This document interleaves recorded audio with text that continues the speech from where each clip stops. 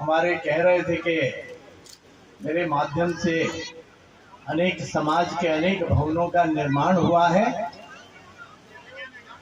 और विप्र समाज के कल्याण के लिए भगवान परशुराम जी के एक व्यवस्थित और सुंदर भवन हेतु मैं निमित्त बना हूं।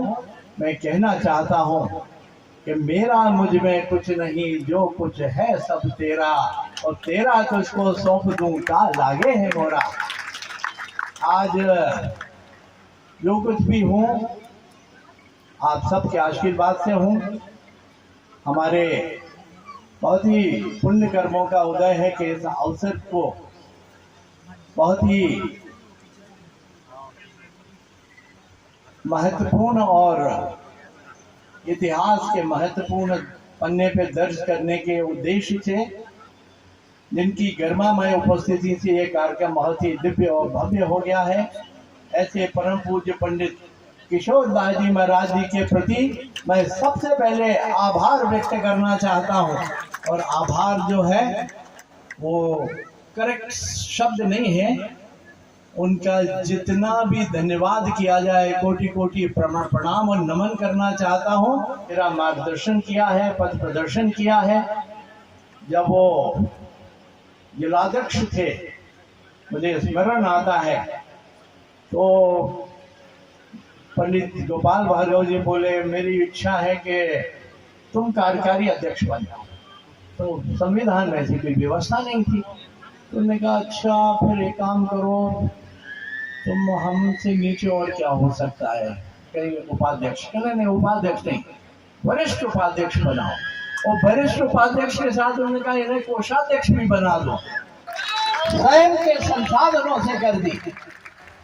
मैं कहना चाहता हूँ कि हम अकेले ही चले थे जानबे मंजिल, मगर लोग साथ आते चले गए और कारवां बनता गया। आप सब ने यह सिद्ध कर दिया है कि कुछ भी असंभव नहीं है। और स्मरण करूं कि भरत जी का स्मरण करूं, सारे लोगों ने मिलके इसको बहुत गरिमामय कार्यक्रम बनाने में अपनी तन मन धन से जो सहयोग दिया है, उसके लिए धन्यवाद करना चाहता हूं। एक विचार मेरे मन में जब यहाँ बैठा था, मेरे मन में आ रहा था, ये भवन के निर्माण का कार्य हम सब के माध्यम से होगा। उनके एक भव्य और दिव्य मंदिर का निर्माण भी किया जाएगा, लेकिन बगैर मूर्ति के, बगैर प्रतिमा के ये जो कुछ भी भवन बनेंगे, मंदिर बनेंगे, ये अपूर्ण होंगे। तो मैं अपनी ओर से इस कार्य के लिए जो भी राशि प्रतिमा के निर्माण में खर्च आ गई, वो राशि भी हम देनहार कोई और है, देन रहत दिन रहन, लोग भरम हम पे करे दाते नीचे नैन। ये प्रभु ने मुझे अपना निमित्त बनाया है, माध्यम बनाया है। वो ऐसे बड़ा भाग्यशाली व्यक्ति कौन होगा, इतने पुण्य कार्य के लिए उन्होंने मुझे अपना निमित्त बनाया है। मैं प्रभु का कोटि कोटि प्रणाम करता हूँ, नमन करता हूँ, धन्यवाद करता हूँ। और आज के इस अवसर पे आप सबके आशीर्वाद से ये जो भूमि पूजन का आयोजन हुआ है, कार्यक्रम हुआ है, उसमें मुझे आप सब ने अपने बीच में बुला के जो सम्मान दिया है, उसके प्रति मैं आप सबके प्रति आभार व्यक्त करते हुए और ये विश्वास दिलाना चाहता हूँ विप्र समाज को, विप्र देवताओं को, जब मेरी आवश्यकता पड़ेगी मैं सदैव आपके साथ था, आपके साथ हूँ और आपके साथ रहूंगा। आपका मार्गदर्शन हमेशा हमें मिलता रहे ताकि हमें आगे बढ़ने की प्रेरणा मिलती रहे। सागर के नव निर्माण में आप सबकी बहुत बड़ी भूमिका है। आप सबके आशीर्वाद से सागर के निर्माण की और विकास की नई इबारत लिखने का काम आप सबके आशीर्वाद से मेरे द्वारा, मैं तो निमित्त हूँ, मेरे माध्यम से हो रहा है। उसके लिए मैं आपका और परमपिता परमेश्वर का धन्यवाद करते हुए अपनी वाणी को विराम देता हूँ। बहुत बहुत धन्यवाद। भारत माता की जय। है उसके बारे में ज्यादा चर्चा नहीं करूंगा, लेकिन परशुराम भगवान की हमारे ऊपर कृपा है और वो तो विष्णु भगवान के अवतार हैं और विष्णु भगवान लक्ष्मी जी के पति हैं। तो हम तो यही मान के चलते हैं कि लक्ष्मीनारायण भगवान की कृपा परशुराम जी के द्वारा हम सबको आशीर्वाद के रूप में प्राप्त होती रहेगी। शैलन जी ने सहयोग किया। देखो, विधायक निधि बहुत अल्प होती है, बहुत कम होती है। मुझे सोचना पड़ता है कि हम किस काम में दें, किस काम में नहीं दें। एक प्रकार से ठीक है, विवेकाधीन होती, लेकिन हमें कामों की प्राथमिकता समझना चाहिए। और मैं धन्यवाद दूंगा कि आपने कामों की प्राथमिकता समझी और आपने राशि उपलब्ध करवाई। अब चूंकि ये मेरा विधानसभा क्षेत्र नहीं है, नहीं तो मैं 1-8 लाख शैलन जी से ज्यादा ही कर देता, लेकिन क्या करूंगा।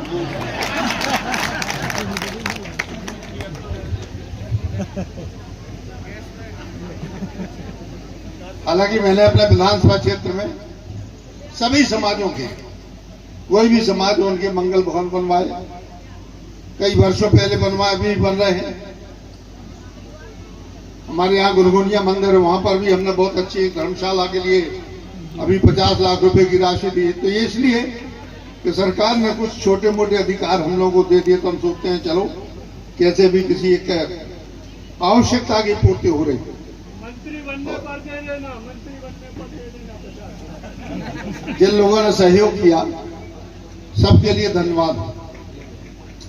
मित्रों, चूंकि मंच ऐसा है कि जहां हम 2 बातें अपनी कहना चाहते हैं, ये बन जाएगा 1.5 साल, जितना में भी समय लगे। ईश्वर कृपा, मुझे विश्वास है कि पैसे की कोई कमी इसके निर्माण में नहीं आ पाएगी और न आने देंगे इस वक्त। लेकिन इसके बाद हमें कुछ बातों पर विचार करना होगा। मैं हर कार्यक्रम में विप्र प्रबंधकों से कहता हूं, कम से कम आपस में एक दूसरे की आलोचना आप बंद कर दें। यदि आप लोगों ने हमेशा एक कहावत बोली जाती है कि 3 बामन 13 अंगीठी, इस कथा को यदि हम झुटला देंगे तो हम मान के चलेंगे आज का कार्यक्रम सार्थक हो गया हमारे विप्र बंधु।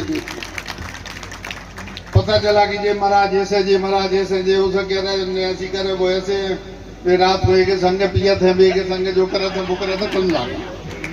होता क्या है कि यदि आप निंदा करते हैं तो दूसरे को प्लेटफॉर्म मिल जाता है, बहाना मिल जाता है, आधार मिल जाता है।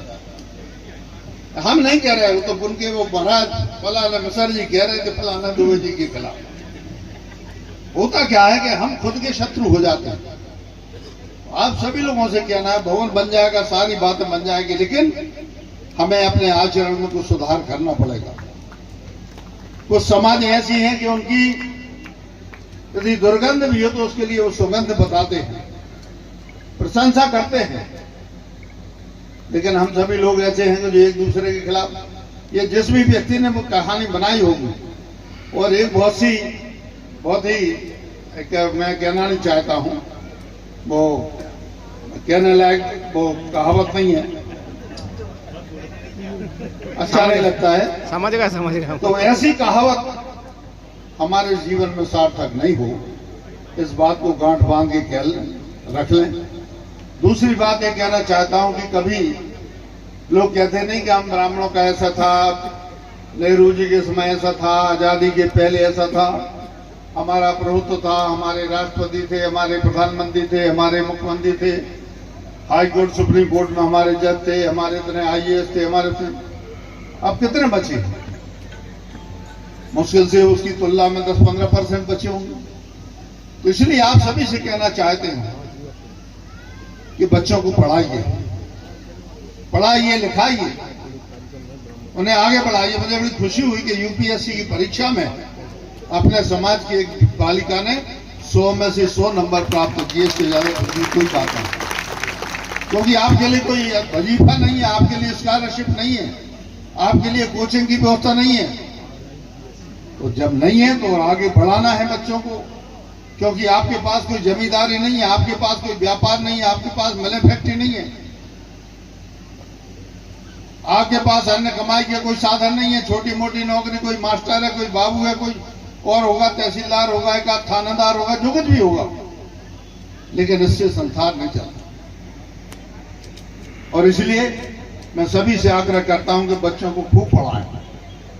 और एक बात की और आग्रह करना चाहता हूं कि बहुत से लोग इसमें बैठे हैं, जैसे मैंने जिक्र किया अभी, प्रकाश चौबे जी हैं, और ऐसे करीब 20-25 लोगों ने अभी भवन निर्माण के लिए दान दिया है। ऐसे दर्जनों लोग, हजारों लोग अपने मध्य प्रदेश में भी हैं, सैकड़ों लोग जिले में भी। इन सबसे आग्रह मैं करना चाहता हूं, यदि आपके पड़ोस में कोई ब्राह्मण रहते हैं, अब ब्राह्मण के अलावा कोई दूसरा परिवार में रहते हैं, यदि परमार्थी है तो फिर उसमें ब्राह्मण की भी बात नहीं। यदि आप परमार्थी हैं और आपके पास भगवान का दिया हुआ 2 पैसा है, अतिरिक्त है, तो फिर वो गरीब और विपन्न परिवार जो है ब्राह्मण का, एक परिवार के लिए एक परिवार यदि सहायता करेगा, गोद ले लेगा, तो निश्चित रूप से मैं मान के चलूंगा कि हमने की। ये सभी लोग जो बैठे हुए हैं इस बात को अपने जेहन में रखें, अपने विचार में रखें। बहुत गरीबी है, मैं देहात में देखता हूं, विप्र समाज में जमीनें तो किसी के पास है नहीं, कोई मंदिर में पूजा करता है। दर्जन मंदिर मेरे क्षेत्र में बने हुए, मैं छोटी मोटी राशि की उनकी व्यवस्था कर। पीछे आओ। भगवान के जो विष्णु भगवान के अवतार हैं,